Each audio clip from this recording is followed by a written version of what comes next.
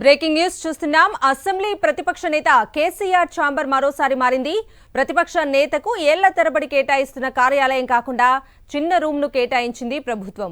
ఇటీవల జరిగిన మొదటి అసెంబ్లీ సమావేశాల్లో కేసీఆర్ కు కేటాయించిన కార్యాలయం కాకుండా తాజాగా మరో కార్యాలయాన్ని కేటాయించింది ప్రభుత్వం. అయితే ప్రతిపక్ష నేత కార్యాలయాన్ని ఇన్నర్ లాబీ నుంచి ఔటర్ లాబీకి మార్చడంపై బీఆర్ఎస్ నేతలు ఆగ్రహం వ్యక్తం చేస్తున్నారు. ఇక పూర్తి అప్డేట్స్ ని మా ప్రతినిధి కిరణ్ భూపతి లైవ్ లో అందిస్తారు.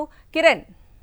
కవిత, తెలంగాణ అసెంబ్లీ బడ్జెట్ సమావేశాలు నేటి నుంచి ప్రారంభమయ్యాయి. అయితే ప్రతిపక్ష నేత హోదాలో ఇటు కేసీఆర్కు సంబంధించి ఇవాళ తనకు ఛాంబర్ను కూడా కేటాయించడం జరిగింది. గత ప్రభుత్వంలో ఉన్నటువంటి ఛాంబర్ ఏదైతే ఉందో, ప్రతిపక్ష నేత ఛాంబర్ ఏదైతే ఉందో దాన్ని ప్రస్తుతం మార్పులు చేశారు. మొన్న జరిగినటువంటి ఎందుకంటే కొత్తగా ఎన్నికైనటువంటి ఎమ్మెల్యేల ఆ ఛాంబర్ సంబంధించి ప్రతిపక్ష నేతకు సంబంధించినటువంటి ఛాంబర్ను ఈ రెండో సెషన్లోనే మార్చడం పట్ల ఇటు బీఆర్ఎస్ కూడా ఆగ్రహం వ్యక్తం చేస్తుంది. పూర్తి స్థాయిలో ఇన్నర్ లాబీలో ఉన్నటువంటి ప్రతిపక్ష నేత కార్యాలయాన్ని ఔటర్ లాబీకి మార్చడం పట్ల వీళ్ళంతా కూడా ఆగ్రహం అయితే వ్యక్తం చేసినటువంటి నేపథ్యంలో ఈ అంశాన్ని కూడా స్పీకర్ దృష్టికి తీసుకెళ్లేటువంటి అవకాశాలు అయితే కనబడతా ఉన్నాయి. పూర్తిగా ప్రభుత్వం ఈ విధంగా వ్యవహరించడం పట్ల కూడా ఇటు బీఆర్ఎస్ నేతలు అయితే మండిపడతా ఉన్నారు.